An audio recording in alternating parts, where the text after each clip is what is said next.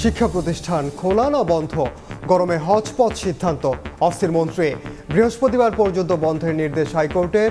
মন্ত্রণালয় নির্দিষ্ট করে দিল 25 জেলা। জীবন বাঁচানোর ওষুধ নিয়েও কোম্পানিগুলোর ব্যবসা। খেয়াল খুশি মতো দাম বাড়ানো বন্ধের নির্দেশ হাইকোর্টের। কর্তৃপক্ষের নিষ্ক্রিয়তা কেন অবৈধ হবে না জানতে চেয়ে রুল।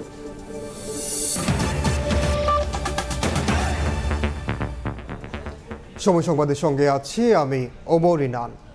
চলমান তাপপ্রবাহের মধ্যে শিক্ষা প্রতিষ্ঠান খোলার পর 18 জনের মৃত্যুর ঘটনায় প্রাথমিক মাধ্যমিক স্কুল ও মাদ্রাসার ক্লাস বৃহস্পতিবার পর্যন্ত বন্ধ রাখার নির্দেশ দিয়েছেন হাইকোর্ট। দুপুরে বিচারপতি KM কামরুল কাদেরের দ্বৈত বেঞ্চ স্বপ্রণোদিত হয়ে এ আদেশ দেন। যদিও শিক্ষা মন্ত্রণালয় থেকে 25 জেলায় মাধ্যমিক স্কুল কলেজ বন্ধের নির্দেশনা দিয়েছিল। এদিকে প্রাথমিক শিক্ষা সচিব জানান, আদালতের নির্দেশ অনুযায়ী বন্ধ থাকবে সব প্রাথমিক বিদ্যালয়। যদিও শিক্ষামন্ত্রী জানিয়েছেন, আদালতের সিদ্ধান্ত মন্ত্রণালয় জেনেছে, পরবর্তীতে এর ব্যবস্থা নেওয়া হবে।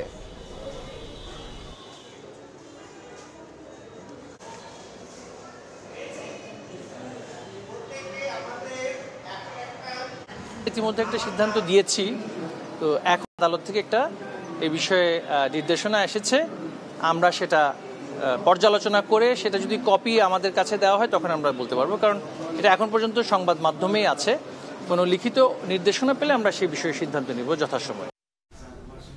এর আগে প্রচণ্ড গরমের মধ্যেই ফুল ইউনিফর্মে ক্লাস করেন শিক্ষার্থীরা। অন্যদিকে মাধ্যমিক বিদ্যালয় বন্ধের নির্দেশনা অমান্য করেই 6ষ্ঠ থেকে 10ম শ্রেণী পর্যন্ত ক্লাস হয় অনেক প্রতিষ্ঠানে। দুই মন্ত্রণালয়ের দুই ধরনের সিদ্ধান্তে ক্ষোভ জানান অভিভাবকরা। শিক্ষা মন্ত্রণালয়ের নির্দেশনা অনুযায়ী তীব্র তাপপ্রবাহের কারণে ঢাকাসহ 5 জেলায় বন্ধ রাখা হয়েছে মাধ্যমিক পর্যায়ের স্কুল ও মাদ্রাসা। কিন্তু রাজধানীর উদয়ন উচ্চ মাধ্যমিক বিদ্যালয়ের 6ষ্ঠ শ্রেণীতেই চলছে ক্লাস। অংশগ্রহণ করছেন শিক্ষার্থীরাও। শুধু 6ষ্ঠ নয়, 10ম পর্যন্ত সব শ্রেণীতেই চলছে ক্লাস। আমি ক্লাস 7-এ পড়ি। আজকে ক্লাস হয়েছে, তবে অত দরকারিমূলক কিছু হয়নি। ক্লাসের যে খুব গুরুত্বপূর্ণ কিছু পড়িয়েছে তেমন না, মানে সাধারণ বিষয় পড়িয়েছে। বাট যদি আমাদের ক্লাসটা না রাখতো আমরা অনেক খুশি হতাম। অভিভাবকরা বলছেন, ক্লাস বন্ধের নির্দেশনা তাদের কাছে পৌঁছায়নি, তাই তারা সন্তানকে তীব্র তাপপ্রবাহের মধ্যেই স্কুলে পাঠান। না, এটা অবশ্যই লেজের উপরে সিদ্ধান্ত। এই সিদ্ধান্তটি সঠিক না। সমন্বয়হীনতা, কেন্দ্রের একটা দারুণ সমন্বয়হীনতা আছে। ওরকম কোনো নোটিশ তো পাই নাই যে স্কুল তো কালকে খোলা নোটিশ দিচ্ছে। যে সব স্কুলগুলা খোলা থাকবে তাদের বাচ্চাগুলোর রেজাল্ট কি হবে, আমাদের বাচ্চার স্কুল বন্ধ থাকলে আমাদের বাচ্চার রেজাল্ট কি হবে। তবে খোলা রাখা হয়েছে এমন মাধ্যমিক বিদ্যালয় প্রধানদের অজুহাত, শিক্ষার্থীরা চলে আসায় তারা ক্লাস নিচ্ছেন। কিছু সংখ্যক চলে আসছে 6, 7, 8, 9। তখন আমি বললাম যে এটা তো বন্ধ ছিল, তো আপনারা যদি উইলিংলি, যেহেতু প্রাথমিকের ক্লাসটা চলছে, আপনারা যদি স্বেচ্ছায় রেখে যেতে চান আমার কোনো আপত্তি নেই, কারণ আমার সমস্ত শিক্ষকই আছেন। এদিকে সরকারি প্রাথমিক বিদ্যালয় খোলা রাখলেও ক্লাসে শিক্ষার্থীদের উপস্থিতি কম ছিল বলে জানান শিক্ষকরা। 40% উপস্থিত হয়েছে, এখানে 50ও না, 40% উপস্থিত হয়েছে। দুই মন্ত্রণালয়ের দুই ধরনের সিদ্ধান্তকে সমন্বয়হীনতা বলে মনে করে অভিভাবক ঐক্য ফোরাম। এটা আসলেই তো সমন্বয়হীনতা। আমার মনে হচ্ছে যারা এই সিদ্ধান্ত দিচ্ছেন তারা পরিপক্ক সিদ্ধান্ত দিতে পারছেন না, যার জন্য শিক্ষার্থী, অভিভাবক, শিক্ষক সবাই দোদুল্যমানতা অবস্থায় আছেন। তবে অভিযোগ মানতে নারাজ শিক্ষামন্ত্রী, বলেন বন্ধের নির্দেশনার পরও কোনো মাধ্যমিক বিদ্যালয় খোলা রাখা হয়েছে কিনা তা খতিয়ে দেখা হবে। কোনো প্রতিষ্ঠান যদি অধিক তাপমাত্রার পরও যদি খোলা রাখে তাহলে সেটা আমরা দেখব সেভাবে। তবে আমি এই বিষয়ে এই মুহূর্তে কোনো মন্তব্য করতে চাই না। সমন্বয়হীনতা নয়, প্রাথমিকের যে সময়ের মধ্যে শেষ হয় সেই সময়ের মধ্যে সেই ধরনের ঝুঁকি না থাকায় সেটা খোলা রেখেছে। এছাড়া চলমান তাপপ্রবাহে অনলাইনে ক্লাস নেওয়ার দাবি শিক্ষার্থী ও অভিভাবকদের। শাকির আহমেদ, সময় সংবাদ, ঢাকা। প্রতিদিনই রেকর্ড গড়ছে তাপমাত্রার পারদ। আজ মৌসুমের সর্বোচ্চ তাপমাত্রা চুয়াডাঙ্গায় 43 ডিগ্রি সেলসিয়াস রেকর্ড করেছে। এছাড়া রাজশাহী, যশোর ও পাবনায় তাপমাত্রা 42 ডিগ্রির ঘরে। ঘরে বাইরে কোথাও নেই স্বস্তি। নাভিশ্বাস জনজীবনে। শরীরে সবসময় একটা চিটবিট হচ্ছে আর কি। রাত্রে যতই ফ্যানের বাতাসে যাচ্ছি শরীর অটোমেটিক ভিজে যাচ্ছে। সূর্য ওঠার আগেই যে কাম সেরে আসতে, তা না হলে কাজ করা খুব কষ্ট হয়ে যায়। সোমবার দুপুরে মৌসুমের সর্বোচ্চ তাপমাত্রা চুয়াডাঙ্গায় 43 ডিগ্রি সেলসিয়াস রেকর্ড করা হয়। এরপরই যশোরের তাপমাত্রার পারদ উঠেছে 42.8 ডিগ্রিতে, আর রাজশাহীতে 42.6। টাঙ্গাইল সর্বোচ্চ তাপমাত্রা রেকর্ড করা হয়েছে 43.0 ডিগ্রি সেলসিয়াস। চুয়াডাঙ্গা জেলার উপর দিয়ে অতি তীব্র তাপপ্রবাহ বয়ে যাচ্ছে। এই তাপপ্রবাহ আর 1 থেকে 2 দিন অব্যাহত থাকতে পারে। রাজধানী ঢাকাকে বাণিজ্যিক রূপ দিতে গিয়েই খেই হারিয়েছে প্রকৃতি। সঙ্গে আধুনিকতার নামে কাচের ভবন আর সেন্ট্রাল এসি দিয়ে অপরিকল্পিত নগরায়নের মাসুল দিচ্ছে নগরবাসী। ইমারত বিধিমালার ফাঁক ফোকরে জড়িয়ে আছে রাজুক। যদিও চলছে আইন সংশোধনের প্রক্রিয়া, তবে তা যথাযথ বাস্তবায়নেই জোর নগরবিদের।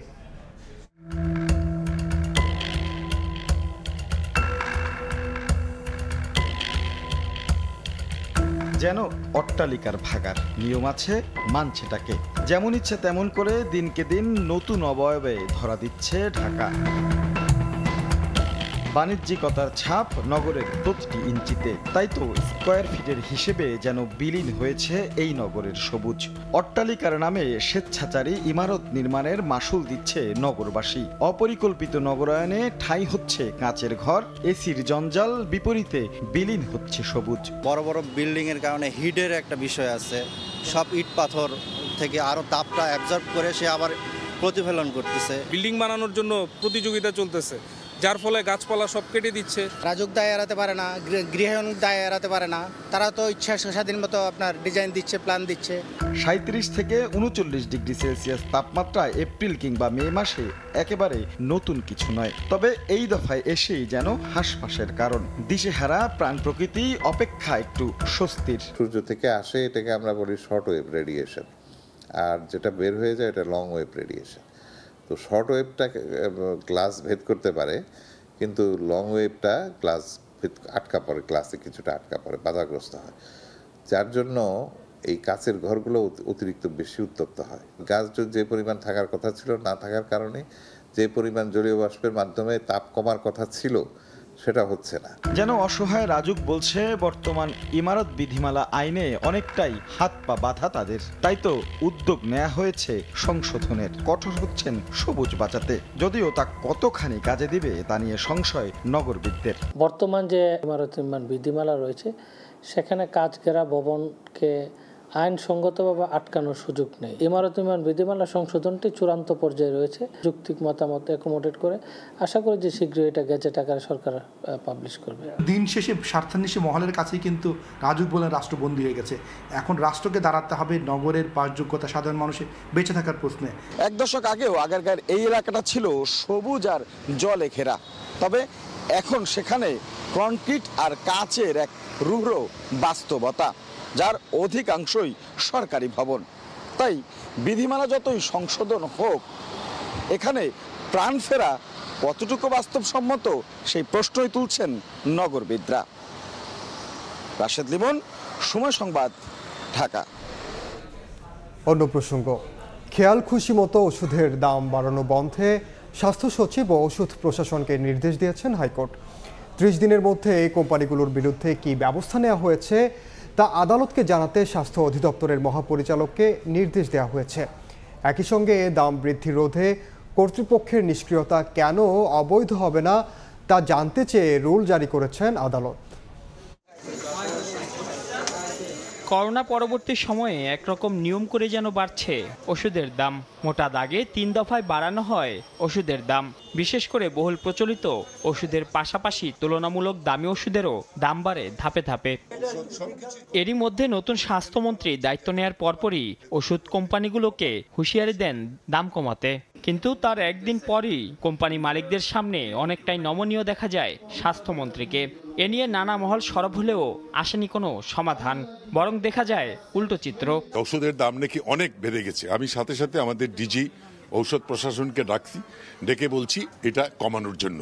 তাদের সঙ্গে আমাদের মন্ত্রণালয়ের সঙ্গে সবার সাথে কথা বলে একটা সহজলভ্য জায়গায় আমরা যেতে চাই। এমন পরিস্থিতিতে ওষুধের দাম বৃদ্ধিতে লাগাম টানতে স্বাস্থ্য সচিব ও ওষুধ প্রশাসনকে নির্দেশ দিলেন হাইকোর্ট। সোমবার বিচারপতি মোস্তফা জামান ইসলামের নেতৃত্বাধীন হাইকোর্ট বেঞ্চ এ আদেশ দেন।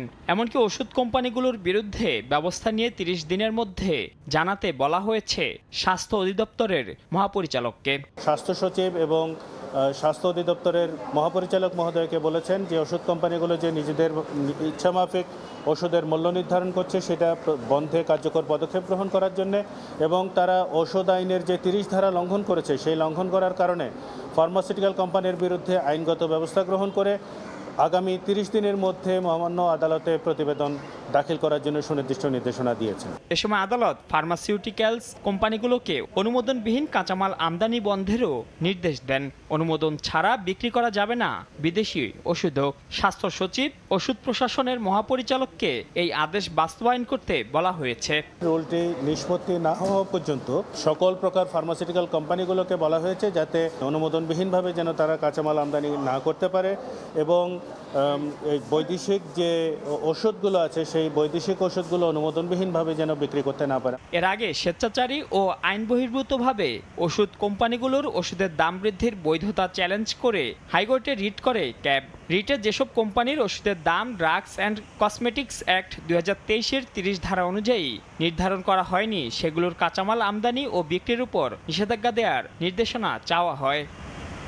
মাইনুল আহসান, সময় সংবাদ, ঢাকা। চুরি, ছিনতাই সহ বিভিন্ন অপরাধ দমনে রাজধানীতে রাত 11টার পর থেকে পাড়া মহল্লার সব চায়ের দোকান বন্ধ রাখার নির্দেশ দিয়েছে ঢাকা মেট্রোপলিটন পুলিশ। গভীর রাত পর্যন্ত খোলা থাকা চায়ের দোকানে বসেই অপরাধীরা তাদের অপরাধের ছক কষে চুরি ও ছিনতাই করে যাচ্ছে হরহামেশায়। তাই ডিএমপির পক্ষ থেকে এই নির্দেশনা দেওয়া হয়েছে। চুরি, ছিনতাই বা এই যে বিভিন্ন বাসাবাড়িতে চুরিগুলো হচ্ছে সেগুলো বন্ধ করার জন্যই এই ধরনের সিদ্ধান্তটাই গতকালকে আমাদের কমিশনার মহোদয়। ফিউ এক্সেপশন আছে, ধরেন কাউরান বাজার, গাবতলী বা যেসব পুরো ঢাকার কিছু কিছু জায়গা আছে যেখানে সারা রাত ব্যবসার কাজে শ্রমিকরা নিয়োজিত থাকে বাস স্ট্যান্ডগুলোতে, সেই সব জায়গাতে হয়তো এই চায়ের দোকানগুলো খোলা থাকতেও পারে। শহরের শৃঙ্খলা বজায় রাখার জন্য, মাদক ব্যবসা বন্ধ করার জন্য বা চুরি, ছিনতাই এগুলো বন্ধ করার জন্য সিদ্ধান্তটি সময় উপযোগী বলেই আমরা মনে করি। গণতান্ত্রিক কার্যক্রমে নয়, বাধা দেওয়া হয় সন্ত্রাসী কর্মকাণ্ডে, এমন মন্তব্য করে আওয়ামী লীগের সভাপতি মণ্ডলীর সদস্য ও ঢাকা 2 আসনের সংসদ সদস্য অ্যাডভোকেট কামরুল ইসলাম বলেন, দেশে গণতন্ত্রের চর্চা ভালোভাবেই হচ্ছে। সকালে তাপপ্রবাহের কারণে কামরাঙ্গীর চরে পথচারীদের মাঝে বিশুদ্ধ পানি, স্যালাইন ও ছাতা বিতরণ কার্যক্রমে যোগ দিয়ে এ কথা বলেন কামরুল ইসলাম। এ সময় তিনি আরও বলেন, বিএনপি যাদের কাছে ধর্ণা দিয়ে গণতন্ত্রের কথা বলে, সেই যুক্তরাষ্ট্রে গণতন্ত্র ও মানবতা লুণ্ঠিত হচ্ছে। ইসরায়েলি আগ্রাসনের বিরুদ্ধে রাস্তায় নামায় আজ যুক্তরাষ্ট্রে শিক্ষার্থীদের উপর নির্যাতন চালিয়ে মানবাধিকার লঙ্ঘন করা হচ্ছে বলেও মন্তব্য করেন কামরুল ইসলাম। এদিন তীব্র তাপপ্রবাহে হাঁপিয়ে ওঠা পথচারীদের মাঝে কামরাঙ্গীর চরের 7টি স্থানে বিশুদ্ধ পানি, স্যালাইন ও ছাতা বিতরণ করা হয়।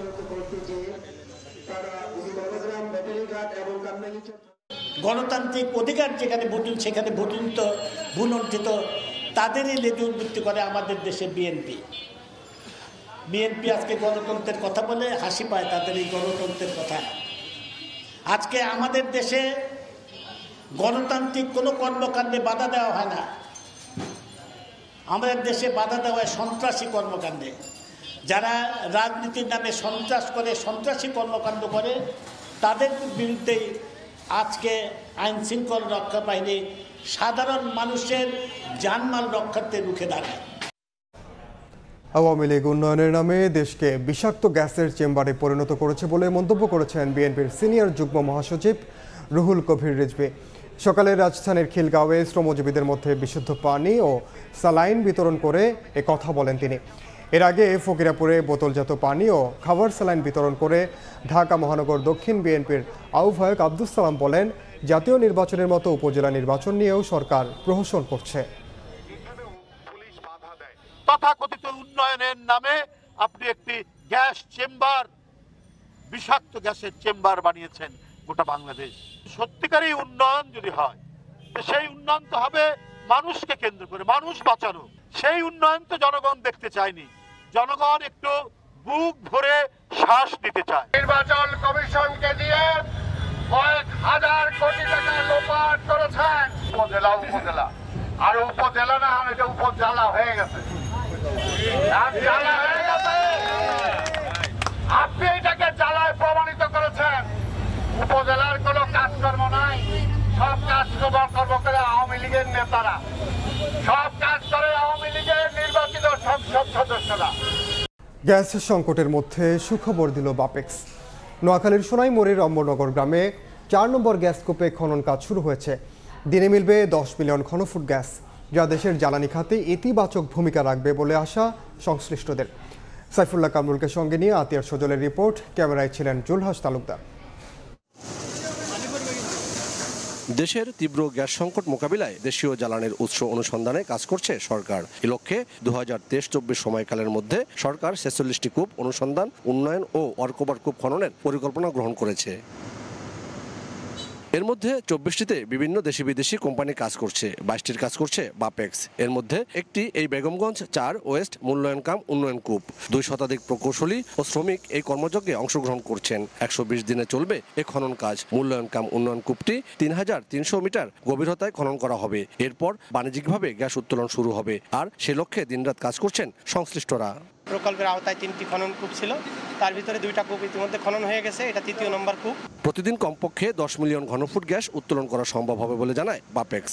আমরা অতি শীঘ্রই এখান থেকে ড্রিলিং শেষ করে ইনশাআল্লাহ গ্যাস পাবো বলে আশা করতেছি, এবং এখান থেকে গ্যাস পাওয়া গেলে কমপক্ষে মোটামুটি আমরা দৈনিক 10 মিলিয়ন ঘনফিট গ্যাস আমরা জাতীয় গ্রিডে যোগ দিতে পারি। 96 কোটি টাকা ব্যয়ে চলমান এই প্রকল্পে 2.5 শতাধিক মানুষ কাজ করছেন। স্থানীয়দের দাবি, এ সকল গ্যাস জাতীয় চাহিদা মেটানোর পাশাপাশি তারাও যেন জ্বালানোর সুযোগ সুবিধা পায়। আতিয়ার সজল, সময় সংবাদ, নোয়াখালী। বিদ্যুৎ উৎপাদন সহ বিভিন্ন ক্ষেত্রে বিশ্বে বাড়ছে চতুর্থ প্রজন্মের পারমাণবিক প্রযুক্তির ব্যবহার। বিজ্ঞানীরা বলছেন, নতুন প্রজন্মের এসব প্রযুক্তি আগের তুলনায় আরও উন্নত, নিরাপদ ও পরিবেশ বান্ধব। প্রশ্ন আসছে, এক্ষেত্রে বাংলাদেশের অবস্থান কি? নীতি নির্ধারকরা বলছেন, চোখ আছে প্রযুক্তির সবশেষ সংস্করণের দিকে। রাশিয়া থেকে ফিরে ফারুক ভুঁইয়া রবিনের রিপোর্ট।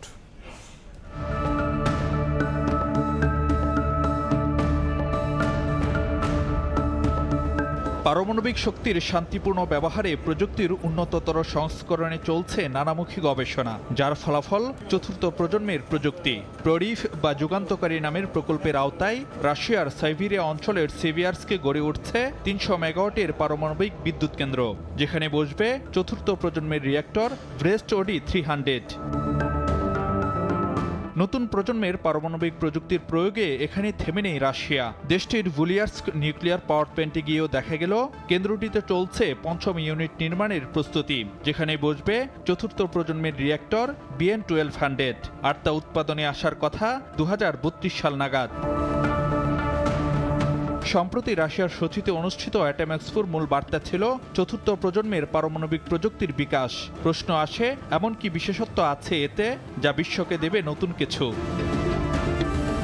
রুশ বিজ্ঞানী ও প্রকৌশলীরা যা বলছেন তাতে সহজ ভাষায় দাঁড়ায়, অর্থনীতি, নিরাপত্তা আর পরিবেশগত দিক বিবেচনায় চতুর্থ প্রজন্মের প্রযুক্তি হবে আরও উন্নত, সাশ্রয়ী ও নিরাপদ, কমাবে কার্বন নিঃসরণ, অত্যাধুনিক রিঅ্যাক্টর বা চুল্লি সক্ষম হবে, আরও দক্ষতার সঙ্গে বিদ্যুৎ উৎপাদনে। জ্বালানির প্রাপ্যতা নিয়েও ভাবতে হবে না তেমন।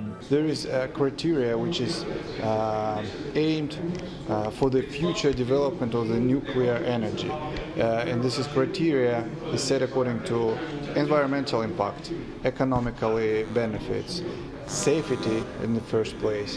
বাংলাদেশের একমাত্র পারমাণবিক বিদ্যুৎ প্রকল্প রূপপুরে বসানো রিঅ্যাক্টর VVR-1200 3+ জেনারেশন প্রযুক্তির, যা চতুর্থ প্রজন্মের আগে সবশেষ সংস্করণ। স্বাভাবিকভাবেই প্রশ্ন আসে, রূপপুরের দ্বিতীয় প্রকল্পে কোন ধরনের প্রযুক্তির কথা ভাবছে বাংলাদেশ? আমরা দেখব সে ডিজাইনের প্রবণতা, আইএর সাথে যোগাযোগ করব যে একটা জেনারেশন 4 রিঅ্যাক্টর কনস্ট্রাকশন করতে গেলে ইন্টারন্যাশনাল গাইডলাইন্স কি। যখন ইন্টারন্যাশনাল অ্যাটমিক এনার্জি এজেন্সির গাইডলাইন আমরা পাবো এবং নতুন কান্ট্রিগুলি আত্মস্থ করার মতো সমস্ত ধরনের সুপারিশ আইএর পক্ষ থাকবে, তখন হয়তো আমরা ব্যান্ডার কান্ট্রির সাথে যোগাযোগ করব। প্রযুক্তি যে এগিয়ে গেছে বহুদূর, তার বার্তা মিলল রাশিয়ার অ্যাটম এক্সপোতে। অংশীজনদের চাওয়া ধ্বংসাত্মক কাজে নয়, মানব কল্যাণে পারমাণবিক শক্তির ব্যবহার নিশ্চিত করতে হবে শান্তিপূর্ণ উপায়ে। ফারুক ভুঁইয়া রবিন, সময় সংবাদ, সোচি, রাশিয়া। সময় সংবাদে আরও থাকছে, কেরালায় তুলনামূলক কম ভোট পড়ায় জয় নিয়ে চিন্তায় কংগ্রেস। ইন্ডিয়া জোটের শরিক হয়েও সদস্যদের বিরুদ্ধে প্রার্থী হওয়ায় চ্যালেঞ্জের মুখে রাহুল গান্ধী।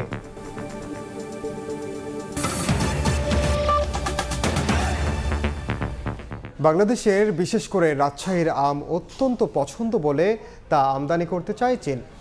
সচিবালয়ে কৃষিমন্ত্রীর সঙ্গে সৌজন্য সাক্ষাতে এই আগ্রহের কথা জানিয়েছেন ঢাকায় নিযুক্ত চীনের রাষ্ট্রদূত ইয়াও ওয়েন। সৌজন্য সাক্ষাতে ঘুরে ফিরে বারবার চীনা দূত আমের প্রসঙ্গই তুলছিলেন। সাক্ষাৎ শেষে কৃষিমন্ত্রী বলেন, চীন বাংলাদেশ থেকে আসন্ন মৌসুমেই আম নেবে এটা নিশ্চিত, এবং এর জন্য সে দেশ থেকে একটি দল জুন-জুলাইয়ের দিকে বাংলাদেশে আসবে। মন্ত্রী আরও জানান, বাংলাদেশের কৃষিক্ষেত্রে যান্ত্রিকীকরণে চীন ভূমিকা রাখবে বলে আশ্বাস দিয়েছেন চীনা রাষ্ট্রদূত।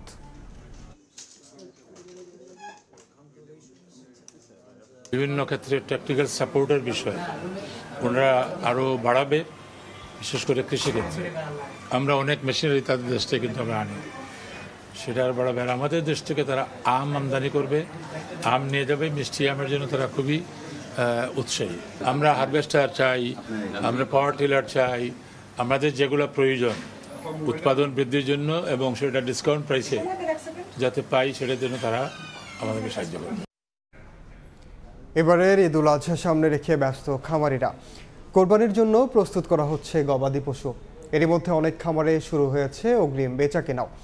প্রাণী সম্পদ অধিদপ্তর বলছে 5% বাড়তে পারে, আর চাহিদার বিপরীতে পশুর সংখ্যা বেশি হওয়ায় আমদানির প্রয়োজন হবে না। আলতাফ হোসেনের রিপোর্ট।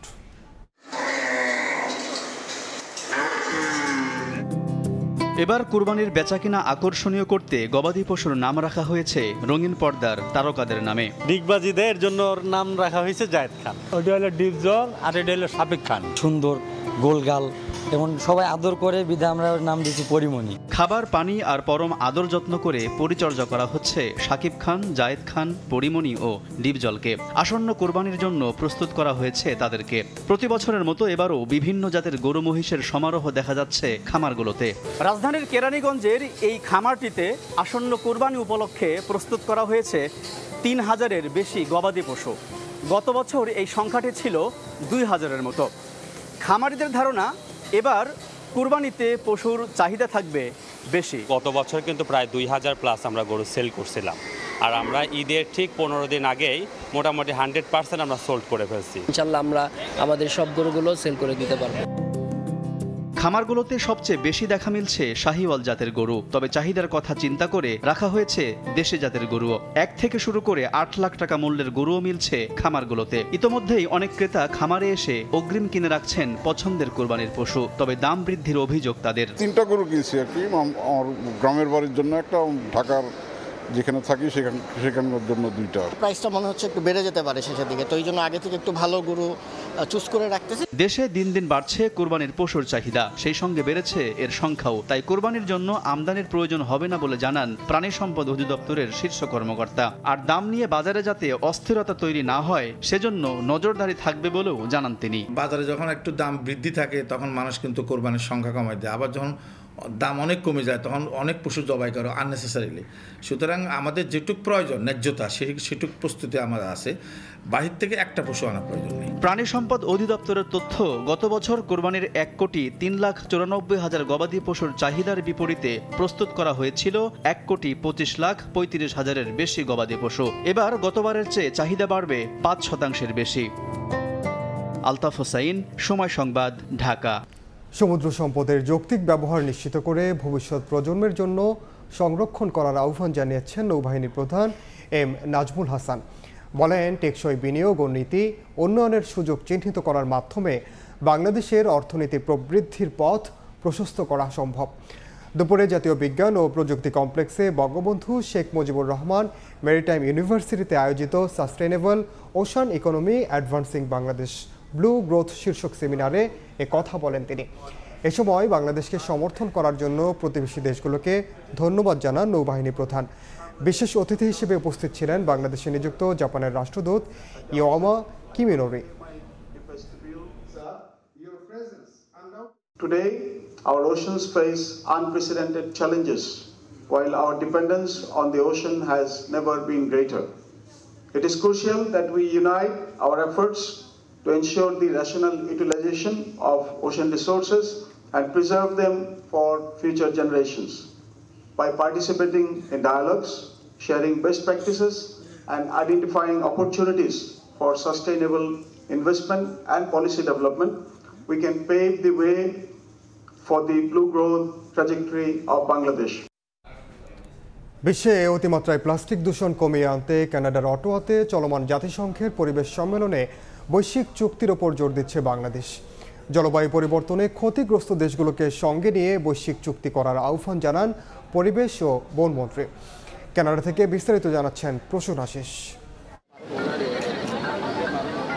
জাতিসংঘের হিসেব বলছে প্রতি বছর প্রায় 40 কোটি টন প্লাস্টিক উৎপাদন হচ্ছে। 2050 সালে এর পরিমাণ 3 গুণ বৃদ্ধি পাবে। আর এখন বছরে প্রায় 80 লাখ টন প্লাস্টিক বর্জ্য সাগরে গিয়ে পড়ছে, যা 2050 সালে দাঁড়াবে 1.5 লাখ টনেরও বেশি। দেশে পদ্মাসহ বিভিন্ন নদ নদীর মাধ্যমে প্রতিদিন প্রায় 300 ধরনের প্লাস্টিক পণ্য বঙ্গোপসাগরে গিয়ে পড়ছে বলেও গবেষণায় উঠে এসেছে। এমন বাস্তবতায় পরিবেশের জন্য মারাত্মক হুমকি এই প্লাস্টিক দূষণ রোধে আন্তর্জাতিক আইন ও বিভিন্ন দেশের মধ্যে চুক্তি করার বিকল্প নেই বলেই মনে করছেন বিশেষজ্ঞরা। এ নিয়ে কানাডার রাজধানী অটোয়ায় চলমান জাতিসংঘের ইন্টার গভর্নমেন্টাল নেগোসিয়েশন কমিটির 4র্থ অধিবেশনে চলে বিভিন্ন দেশের বিশ্লেষণ। প্লাস্টিক দূষণ রোধে দ্রুত আইন প্রণয়নের তাগিদ দিচ্ছে বাংলাদেশ সহ জাতিসংঘের অধিকাংশ সদস্য রাষ্ট্র। কনভেনশনটা হবে বা ট্রিটিটা হবে, সেটা কি ধরনের হবে, সেটার আইনগত দিকগুলো কি থাকবে, ভিত্তিটা কি হবে, সেটা নিয়ে আলোচনা হচ্ছে।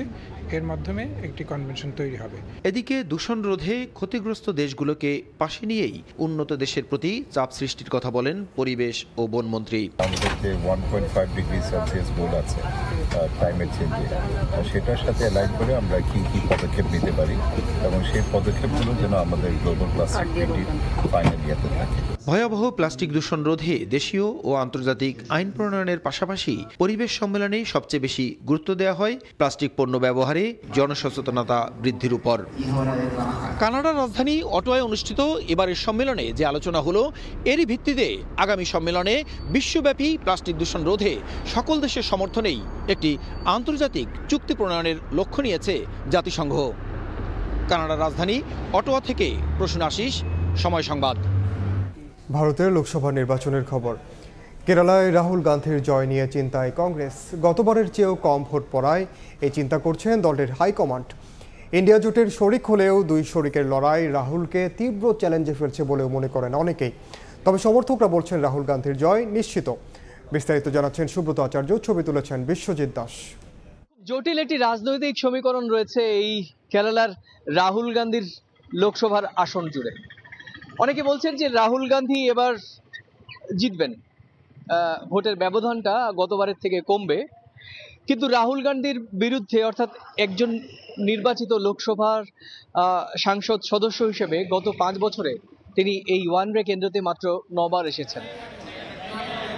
26 এপ্রিল তৃতীয় দফায় লাইনে দাঁড়িয়ে ভোট দিয়েছেন দক্ষিণ ভারতের প্রাকৃতিক সৌন্দর্য ঘেরা কেরালার ওয়েনারের লোকসভার সাধারণ মানুষ। তবে 2019 সালের তুলনায় ভোটার পরিস্থিতি ছিল কম। ভোট দিয়েছেন 71% মানুষ, যা গেল বছরের তুলনায় 5% কম। আর এতেই কংগ্রেস শিবিরে চিন্তার ভাঁজ। কেরালায় রাহুল কেমিস্ট্রিতে কি তাহলে কোনো পরিবর্তন আসছে? বিশ্লেষকরা বলছেন 5% ভোটের ব্যবধান আশঙ্কার কারণ না হলেও রাহুল গান্ধীর বিরুদ্ধে প্রতিষ্ঠান বিরোধী প্রবল হাওয়া ভোট বাক্সে জমা হলে হিসেব নিকেশ পাল্টে যেতে পারে। 30% সংখ্যালঘু ভোটারের কাছে মন খারাপের কারণও সিএ ইস্যুতে রাহুলকে পাশে না পাওয়া। আবার ইন্ডিয়া জোটের শরিক হয়েও জোটের সদস্যদের বিরুদ্ধে প্রার্থী হওয়াকে ভালোভাবে নেননি অনেকে, আর একেই পুঁজি করছেন বিরোধীরা। ও লোকসভা মে ভি हमारा देश के लिए कुछ भी नहीं बोलता है। রাহুল ভক্তরা বলছেন ভিন্ন কথা। তাদের মতে জয় নিশ্চিত, বরং বিজেপি একটা আসনও পাবে না।